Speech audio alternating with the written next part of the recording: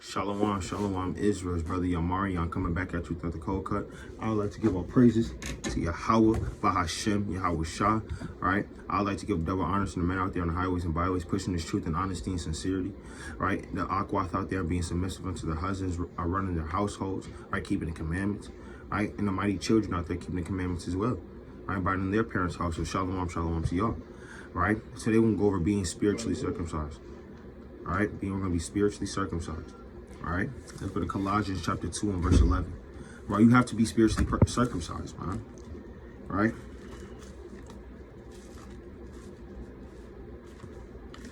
All right, this is Colossians chapter 2 and verse 11.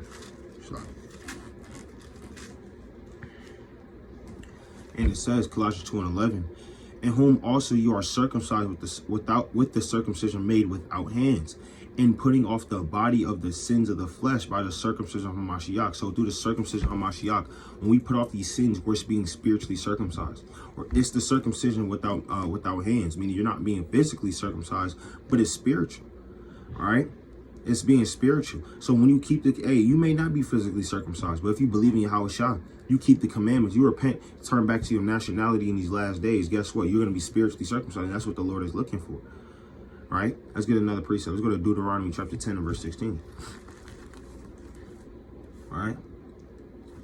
Let's go to Deuteronomy chapter 10 and verse 16.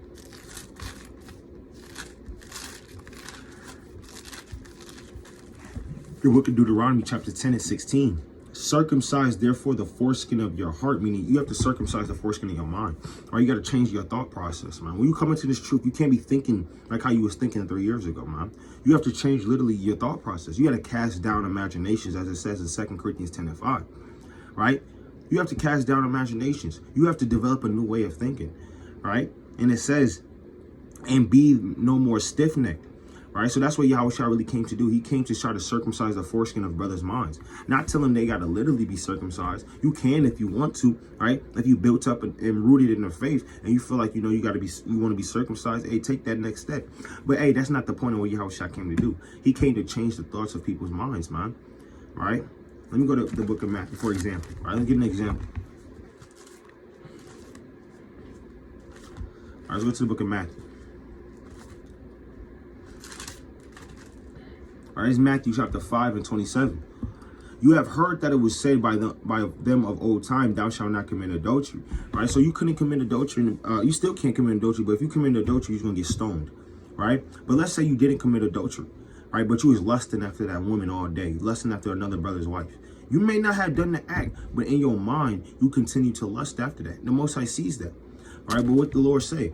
And it says, but I say unto you that whosoever looketh on a woman to lust after her, he have already committed adultery already in his heart. So if you look at a woman to lust after her, you already committed adultery in your mind, man. Right? You already committed adultery in your mind. That's what Yahweh Shah came to do, to circumcise this foreskin of your mind, man. And that's what the Lord wants. Right? Yeah, you can be physically circumcised, but is that going to get you the kingdom? Right? You can be physically baptized. You can have a physical circumcision. You can keep every point in the law, but is that going to get you saved? No, you got to believe in Yahweh Shah and then change your actions and change your mind, man. Right? Let's go to Jeremiah chapter 4 and verse 4. All right, it's going to be a quick cold cut. All right, not too long. All right? Quick cold cut, just going into the circumcision a little. All right, it's Jeremiah chapter 4.